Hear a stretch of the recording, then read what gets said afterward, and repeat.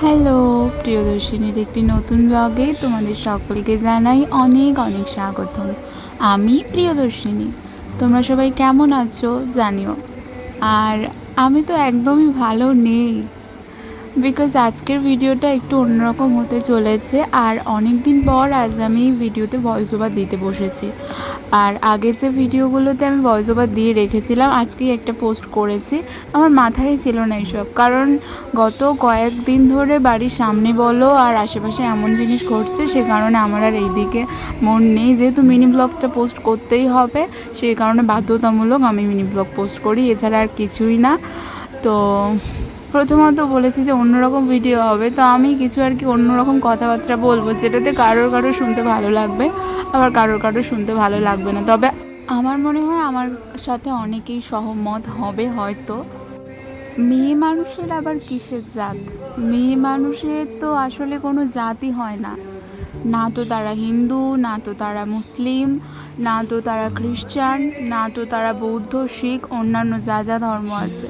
মানে মেয়ে মানুষ ইজ মেয়ে মানুষ, মানে তাদের আলাদা করে কোনো জাত হয় না, তাদের আলাদা করে পরিচয় হয় না। আমার এই কথাটা বলার পিছনেও একটা ভীষণ বড় কারণ আছে। আর এই কথাটার সাথে কে কে রিলেট করতে পারবে অবশ্যই জানিও। আমার মতে এটাই যে মেয়ে মানুষের কোনো জাত হয় না আলাদা করে, সত্যিই হয় না। আচ্ছা, আমার বাড়ির সামনের কথা আমি যেটা বললাম, ছোটো থেকে যেখানে গিয়েছি, ইভেন আমার খুব সামনেই যাওয়ার ইচ্ছা ছিল, যেহেতু এটা শ্রাবণ মাস চলছে। আর একসাথে দুটো তিনটে আমাদের দেবতাদের আর কি পুজো আছে, যেমন বড় ঠাকুরের উপোস আছে, আবার মহাদেবের মাথায় জল ঢালা আছে, আবার মহাদেবের জন্মবারও গেছে, গতকাল পেরিয়ে গেল।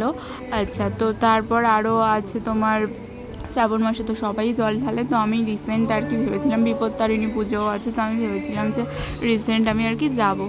আর তাছাড়াও আমার লাইফের একটা স্পেশাল দিন আসছে খুব তাড়াতাড়ি, তো আমি সেই কারণে ভেবেছিলাম যে যাব। আর আমি এই স্পেশাল দিনগুলো নিজের মতো কাটাতে ভালোবাসি, সেই কারণেই ভেবেছিলাম যাব।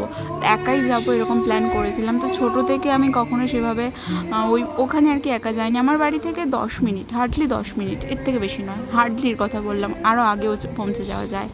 তো সেই ক্ষেত্রে আমি বললাম, তো রিসেন্ট করেই এই কিছুদিন আগেই সেখানে একটা রেপ হয়েছে। 65 year old একটা ওম্যান, তো 65 year old, মানে জানি না তার শরীরের মধ্যে কি এমন ছিল যে এত মানুষ আকর্ষিত হয়েছে।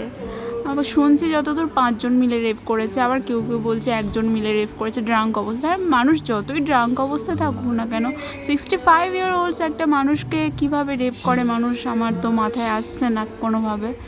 তবে ওই যে বলে না, অমানুষ তো অমানুষই হয়, তাদের তো নারী শরীরের খিদেটাই প্রয়োজন হয়। Age is just a number, যেটা সবার ক্ষেত্রেই বলে যে মানুষ যদি ইচ্ছাশক্তি থাকে, age is just a number. কিন্তু এক্ষেত্রেও একটা কথা, মানে তার মস্তিষ্ক যদি বিকৃত হয় তাহলে age is just a number. তো সেই ক্ষেত্রেই আর কি বললাম, মেয়ে মানুষের কোনো আলাদা জাত হয় না। মন্দিরের একটু উপরেই আর কি হয়েছে, একটু দূরেই আর কি হয়েছে, তো সামনেই মন্দির ছিল, সেই কারণে মন্দির, মসজিদ, চার্চ সব জায়গাতেই এরকম হচ্ছে। আর খুবই অপ্রিয় সত্য যেটা হলো, কোনো বিচারের নেই, মেয়ে মানুষের কোনো জাত হয় না। এই জন্যই আমি বললাম, মানে কেউ আর কি দেখে না, কেউ আর কি বলে না যে এরকম একটা জিনিস হয়েছে বা এরকম একটা কিছু হয়েছে, মানে কেউ কখনো দেখিনি কোনো মানুষকে মুখ খুলতে। যখন একটা মুসলিম একটা বাচ্চাকে রেপ করা হয়, তখন যারা হিন্দুরা মিলে আর কি, ধরো করো, আমি কথার এক্সাম্পল দিচ্ছি, হিন্দুরা মিলে করে, তখন কোনো হিন্দু মুখ খুলে বলে না যে ওর এই শাস্তিটা হওয়া উচিতও করেছে, মানে তখন কেউ বলে না। আর যখন কোনো হিন্দু মেয়েকে কোনো মুসলিমরা রেপ করে, তারাও সেক্ষেত্রে কথা বলে না বা মুখ খোলে না। কিন্তু এদিকে জাতের বড়াই করতে বা ধর্ম প্রচার করতে সবাই প্রচণ্ডভাবে ব্যস্ত। মাঝখান থেকে বলির কাঠি হই আমরা মেয়েরা, আমরা নারীরা। তবে একটা কথা আমার এটাই বলার, আমরা নারী, আমরা সব কিছুই পারি। আমরা চাইলে পারি একটা শূন্য মানুষকে কীভাবে পরিপূর্ণতে পরিণত করতে, আবার আমরাই চাইলে পারি আঘাত পাওয়া বা জীবনের চরম ক্ষতি করা মানুষটাকে কিভাবে দাবানলের শিখার মতো জ্বলে পুড়ে ছাক করে দিতে, একদম ছাই করে দিতে। আমরা পারি। তো স্টিল ওয়েট অ্যান্ড ওয়াচ। মানে আজ কিছু হচ্ছে না, পরশু কিছু হচ্ছে না, তার মানে এই নয় যে হবে না, আর বারবার এই জিনিসগুলো হয়ে যাবে, এর কোনো বিচার হবে না, এটা তো হতেই পারে না। তো তো বিচার তো হবেই, বিচার। আর আমি মনে করি বিচার করার জন্য বাইরের মানুষের প্রয়োজন পড়বে না। বিচার করার জন্য এই রকম নারী, আমরা নারী, আমরা সব কিছু পারি। যেহেতু আমাদের মেয়ে মানুষের আবার কোনো ধর্ম হয় না, তো আমরা মেয়ে মানুষ, আমরা নিজেরাই নিজেদের বিচারের ব্যবস্থা অবশ্যই করব। আজ নয়তো কাল, একদিন না একদিন বিচার ঠিকই হবে। আমি হোপফুল এই ব্যাপারে। আজ হচ্ছে কাল হচ্ছে, উপরওয়ালার উপরে বিশ্বাস রেখেছি যে তুমি কবে আসবে, তুমি কবে আসবে, কিন্তু ওই যে ঈশ্বর তো স্বয়ং আসে না, কিন্তু আসবে।